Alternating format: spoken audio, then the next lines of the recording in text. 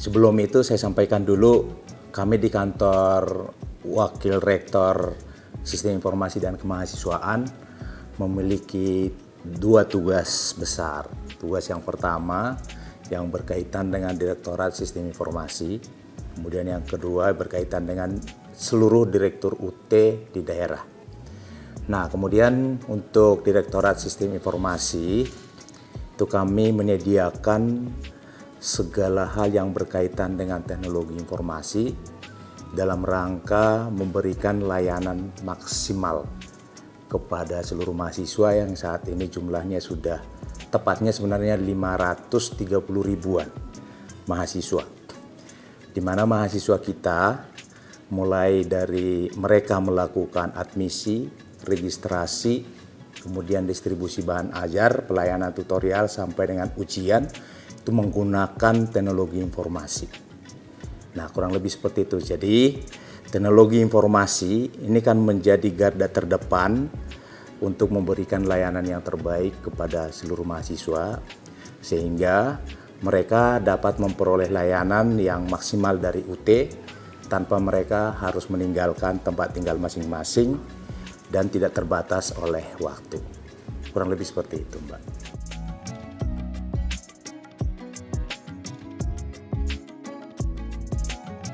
Berkaitan dengan cyber security, ini kan hubungannya dengan sikap perilaku ya, sikap perilaku para mahasiswa supaya apa? Supaya setiap individu mahasiswa yang kita berikan akun, harapannya kan akun itu dia gunakan sendiri, tidak diberikan kepada orang lain. Nah, selama itu dipenuhi oleh mahasiswa, saya jamin bahwa security ya, cyber security kita itu pasti akan aman. Tetapi sebaliknya apabila setiap mahasiswa yang memiliki akun kemudian itu dibagikan kepada orang lain, pada saat itulah keamanan cyber kita akan terganggu gitu.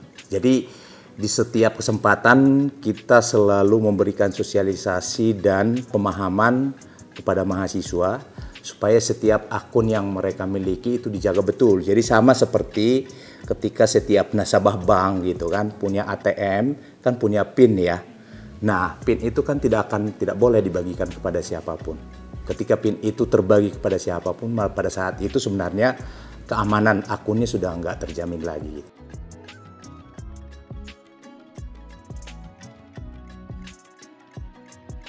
Iya, jadi di UT daerah itu kita sudah memiliki struktur mulai dari direktur gitu ya.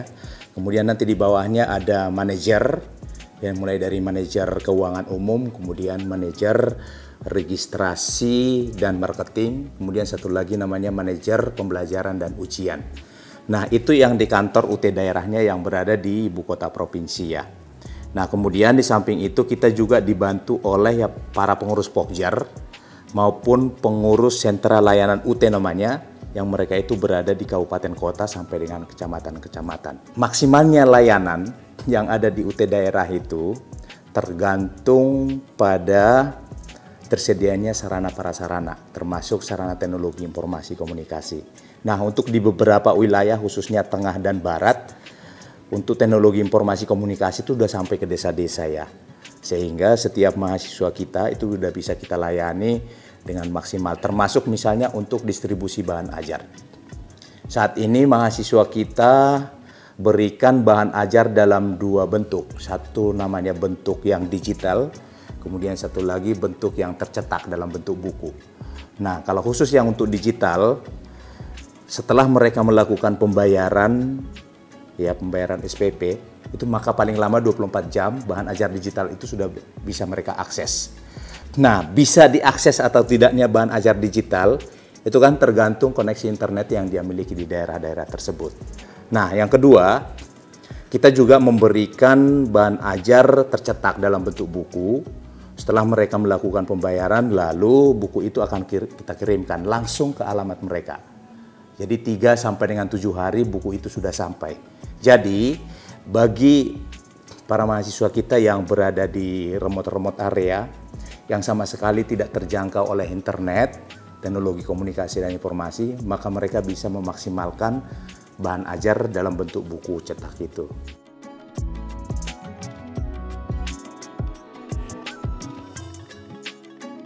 Kita UT seluruh Indonesia, baik mahasiswa yang berada di dalam negeri maupun yang berada di luar negeri, itu memiliki standar layanan minimal.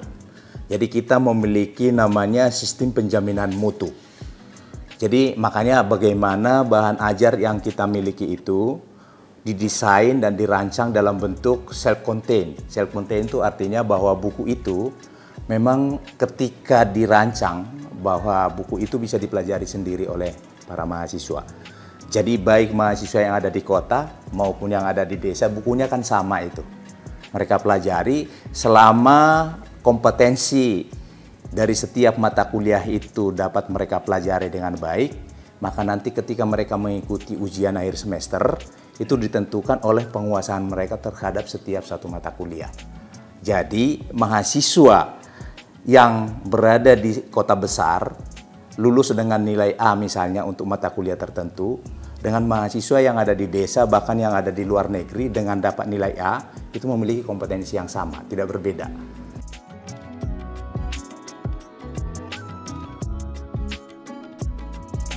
Saat ini kita memiliki salut itu masih di bawah 100 ya. Jadi salut itu sebenarnya sama seperti kelompok belajar, Pokjar, yang ada di kabupaten kota, di luar kota UT daerah. Tetapi salut ini itu memiliki fasilitas yang jauh lebih lengkap daripada Pokjar, yang hampir mirip fasilitasnya seperti di kantor UT daerah pusatnya itu. Jadi nanti di sana tersedia kantornya, kemudian ada pegawainya, ada seperangkat komputer yang bisa digunakan oleh karyawan maupun mahasiswa. Juga di situ terhubung dengan koneksi internet berkecepatan tinggi. Nah, jadi dengan adanya salut-salut ini di setiap daerah-daerah tertentu yang ada di kabupaten kota, itu diharapkan para mahasiswa kita itu nggak perlu lagi dia datang ke kantor UT daerah itu. Jadi cukup mereka datang ke kantor salut setempat atau Pokjar itu, maka seluruh layanan yang diberikan oleh UT, mulai dari admisi, registrasi, sampai dengan nanti pelaksanaan ujian itu sudah bisa dia dapatkan di situ.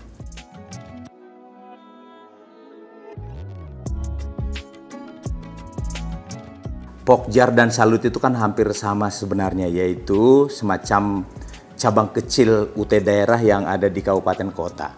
Tetapi salut itu memiliki fasilitas yang jauh lebih lengkap dibandingkan dengan Pokjar. Jadi Pokjar ini adalah kelompok belajar namanya, kelompok belajar yang pada umumnya mereka berasal dari pemerintah daerah setempat, khususnya dari Dinas Pendidikan yang tadinya untuk mengelola mahasiswa-mahasiswa yang memiliki yang berstatus sebagai guru. Nah, hanya saja Pokjar ini kan mereka kan tidak memiliki kantor sendiri. Ya, pada umumnya mereka kan berada di kantor pemerintah setempat ya. Dan itu tidak ada khusus tempatnya dan tidak ada khusus karyawannya. Nah, oleh karena itu, seiring dengan peningkatan jumlah mahasiswa UT yang sudah lebih dari 500.000, kita memandang perlu harus meningkatkan layanan kepada mahasiswa. Supaya layanan yang diperoleh mahasiswa yang jauh dari ibu kota provinsi, itu bisa mereka mendapatkan layanan sama seperti layanan UT yang ada di daerah dalam bentuk salut lagi. Nah, sekarang ini kita memiliki Pokjar itu kurang lebih sekitar 2000-an ya, 2000-an Pokjar. Nah, harapannya nanti yang 2000 Pokjar ini itu akan memberikan layanan terhadap, sekarang kan 514 kabupaten kota ya. Satu kabupaten atau kota itu biasanya ada 2, 3 sampai dengan 5 Pokjar. Nah, kalau nanti seluruh Pokjar-Pokjar ini sudah bertransformasi atau dirubahlah menjadi salut, maka seluruh layanan-layanan itu nanti akan bisa lebih maksimal. Sehingga nanti ketika mahasiswa ingin mengikuti misalnya ujian online, kan nggak perlu lagi dia datang ke kantor UT di daerah yang ada di ibu kota provinsi.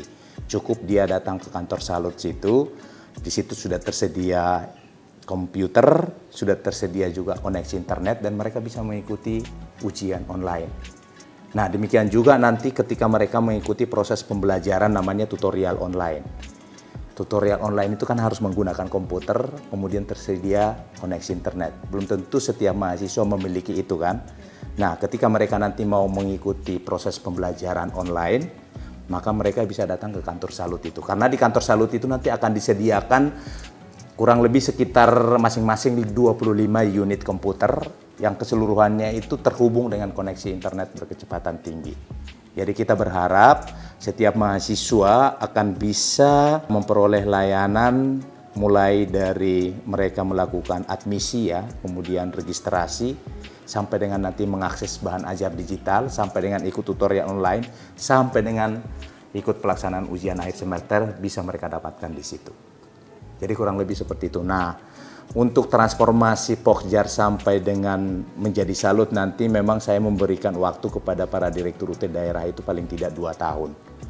Ya, sampai dengan 2 tahun. Karena kalau sekarang langsung kita dorong mereka menjadi Pokjar menjadi Salut, tentu sarana prasarana kan belum tersedia semua. Tapi dalam 2 tahun ke depan, saya berharap itu semua sudah dipenuhi. Gitu. Ya, jadi harapan saya kalau Pokjar ini sudah berubah menjadi Salut, kemudian Salut itu nanti akan lebih banyak lagi. Ya, jadi misalnya di satu kabupaten ada 2-3 Salut, maka harapan saya nanti dalam 3 tahun ke depan, kita memiliki mahasiswa 1 juta pun itu sudah bisa dilayani di sentra-sentra layanan itu. Tidak akan ada masalah lagi.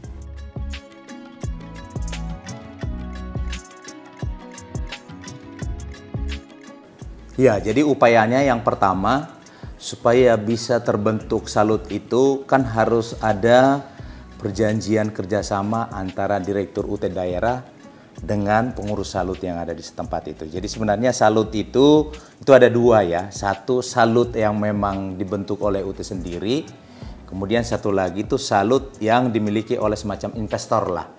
Jadi siapapun terbuka, termasuk mbaknya, bisa menjadi pengurus Salut di suatu tempat tertentu, asalkan memenuhi syarat-syarat yang sudah kita tentukan nanti. Jadi pengurus Salut itu nanti akan ditunjuk dan diberhentikan oleh direktur UT daerah. Ya, jadi nanti mungkin periodenya per 3 tahun sekali ya. Jadi ditunjuk 3 tahun sekali, setelah itu dilakukan evaluasi. Kalau layanannya bagus dan dirasakan oleh mahasiswa, kemudian nanti kita bisa diperpanjang 3 tahun berikutnya. Tapi misalnya dalam 3 tahun ternyata layanannya belum seperti standar yang kita tentukan, nanti mereka bisa diganti, dicari pengurus Salut yang baru lagi. Jadi kurang lebih seperti itu. Jadi kita memiliki standar layanan minimum yang diperoleh oleh mahasiswa dari Salut maupun Pokjar tersebut. Jadi tidak akan berbeda. Sehingga harapannya nanti seluruh mahasiswa UT, baik yang ada di kota-kota maupun sampai dengan ke desa itu memiliki standar kompetensi yang sama. Jadi maksudnya kalau lulus sarjana, sarjana ini sarjana beneran gitu loh. Jadi nanti tidak berbeda yang lulus sarjana dari kota dengan yang dari desa, berbeda kemampuannya, enggak. Jadi selama mereka mempelajari kompetensi yang minimal yang kita berikan dan mereka bisa menguasai itu, mereka lulus lah gitu. Jadi tidak ada bedanya. Nah, jadi saya kira ini perbedaan dari universitas konvensional ya, misalnya yang ada di 2-3 cabang, itu biasanya agak berbeda, tergantung pada dosennya di tempat itu ya. Nah, kalau kita tidak, mau dia di sini, mau di Puncak Jaya, mau di Aceh, mau di Jakarta, seluruhnya sama. Jadi, iya, apapun makanannya katanya minumannya itu ya, ya gitu kan? Gitu. Nah, UT pun begitu, jadi dimanapun dia berada, maka mereka memiliki kompetensi yang sama.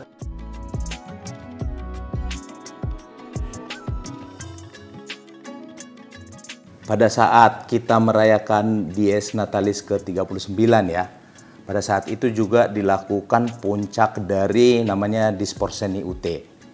Jadi diskusi pekan olahraga dan seni yang diikuti oleh 40 UT daerah. 39 dalam negeri, kemudian 1 UT luar negeri, dan memang itu langsung dibawa kantor WR3. Nah, jadi kita melihat pada saat puncak Dies Natalis ke-39 dan puncak dari Disporseni tersebut, itu merupakan momen bahwa UT memperoleh mahasiswa lebih dari 500.000 yang memang sudah ditunggu-tunggu oleh banyak pihak. Nah, sebenarnya ini bisa terjadi karena kolaborasi antara ya pimpinan yang ada di UT pusat dengan pimpinan yang ada di UT daerah sama para pengurus-pengurus Pokjar dan pengurus Salut yang tadi itu. Jadi kita bersinergi, bekerja satu sama lain sesuai dengan aturan prosedur yang sudah kita tentukan gitu. Jadi tidak ada penyimpangan. Kalau harapannya sebenarnya kan sangat banyak lah. Jadi UT itu kan sebenarnya kan milik pemerintah, di mana diberikan kita 3 mandat sebenarnya oleh pemerintah itu. Yang pertama, mandat pertama adalah terbatasnya daya tampung perguruan tinggi negeri ya. Sehingga jumlah lulusan SLTA yang begitu banyak itu kan tidak akan mungkin tertampung di sana. Oleh karena itu UT lah sebagai perguruan tinggi negeri yang bisa menampung itu. Karena kita kan distance learning and open education gitu kan. Selama dia memiliki ijazah SLTA, maka mereka berhak untuk ikut kuliah dan tanpa tes yang di sini. Nah, kemudian yang kedua, kita diberikan mandat karena keterbatasan ekonomi warga masyarakat gitu ya. Kalau kita perhatikan bahwa SPP di UT itu kan sangat murah ya, rata-rata 1,3 juta per semester. Itu udah termasuk buku. Jadi kalau kita hitung-hitung sebenarnya ini ya, ini yang nggak disadari oleh masyarakat. Setiap mahasiswa dalam 1 semester kan mereka kan mengambil 5-6 mata kuliah. Dan oleh UT kan disediakan buku paket untuk mereka. Nah kalau rata-rata harga buku itu kurang lebih sekitar 250.000 yang 500 halaman tebal itu ya. Walaupun bukunya udah sangat murah, maka jumlah buku itu sebenarnya kan sudah lebih dari 1,3 juta per semester. Jadi sebenarnya mahasiswa UT itu gratis kuliahnya. Jadi dia bayar 1,3 juta itu hanya untuk mengganti buku. Ya, ongkos pengganti buku cetak aja. Jadi ini kenapa bisa begitu? Karena ini adalah mandat pemerintah. Karena UT itu adalah perguruan tinggi negeri, sehingga bukan merupakan instansi yang bisnis gitu ya. Jadi memang kita betul-betul memberikan layanan yang terbaik kepada seluruh warga masyarakat. Sehingga harapannya bahwa seluruh warga masyarakat Indonesia yang sudah menamatkan tingkat SLTA, itu kan nggak boleh lagi ada alasan, oh nggak kuliah karena nggak ada biaya gitu. Kan sudah ada UT milik pemerintah gitu, ya kan? Kalau misalnya dia masih terlalu mahal untuk membayar 1,3 juta, itu kan bisa ngambil ketengan. Jadi kita kan per SKS-nya itu kan hanya 36.000 sampai dengan 50.000 per semester ya. Supaya nggak jadi alasan, oh nggak bisa kuliah karena nggak ada biaya, kan nggak gitu. Nah kemudian mandat yang ketiga itu sebenarnya yang jauh lebih penting adalah karena tempat geografis mahasiswa yang tadi kepulauan itu ya, dan berada di beberapa pulau-pulau terpencil, yang di situ jangankan perguruan tinggi, mungkin SMA pun nggak ada ya kan, SMP pun mungkin nggak ada, hanya ada SD. Tapi dengan adanya UT kan mereka bisa kuliah tanpa harus mereka datang ke kota, bisa mereka tinggal di situ seperti tadi. Lah bagaimana kalau misalnya tidak ada koneksi internet di situ? Nggak apa-apa, offline kan bukunya kan kita kirimkan ke mereka gitu. Nah jadi harapan saya sih sebenarnya mahasiswa UT sekarang 530.000 itu masih terlalu kecil menurut saya. Itu berarti kan masih banyak warga negara kita yang mungkin karena ketidaktahuannya itu mereka nggak melanjutkan kuliah gitu. Karena dianggap tadi tuh, dianggap kuota perguruan tinggi negeri terbatas, biaya mahal, kemudian tempat tinggal jauh. Sebenarnya kalau 3 ini yang jadi alasan kan bisa kuliah di UT kan gitu kan. Nah itu sebenarnya harapan kita dari teman-teman media, itu bisa menginformasikan ini kepada seluruh warga masyarakat kita, sehingga harapannya seluruh mahasiswa, seluruh warga masyarakat kita mendapatkan pendidikan tinggi yang baik. Jadi harapan saya gitu, mudah-mudahan dalam waktu selama saya menjadi Wakil Rektor Bidang Sistem Informasi Mahasiswaan, punya mahasiswa sampai dengan 5 juta gitulah kira-kira gitu. Artinya kan bukan dilihat dari sisi banyaknya ya, tapi kalau misalnya seperti sekarang mahasiswa hampir 1 juta, berarti kan kita akan memberikan kesempatan kepada 1 juta warga negara kita. Ya mungkin kita nggak tahu kenapa mereka harus kuliah di UT, karena itu tadi. Mungkin karena bekerja juga gitu kan. Kemudian mungkin karena biayanya juga nggak bisa dia tanggung untuk kuliah di swasta. Atau mungkin karena tempat tinggalnya di daerah-daerah yang jauh dari kota. Nah itulah. Jadi kalau ditanya harapan saya, itu harapan saya, dan harapannya tentu diberikan kesehatan yang baik sehingga bisa memberikan layanan yang terbaik pada seluruh mahasiswa gitu. Jadi mereka kuliah di UT dengan biaya murah, kemudian nilai yang bagus, terus lulus tepat waktu kan gitu kan, dan segera mendapatkan pekerjaan. Yang pada akhirnya nanti mereka akan memberikan kontribusi yang terbaik untuk bangsa dan negara ini.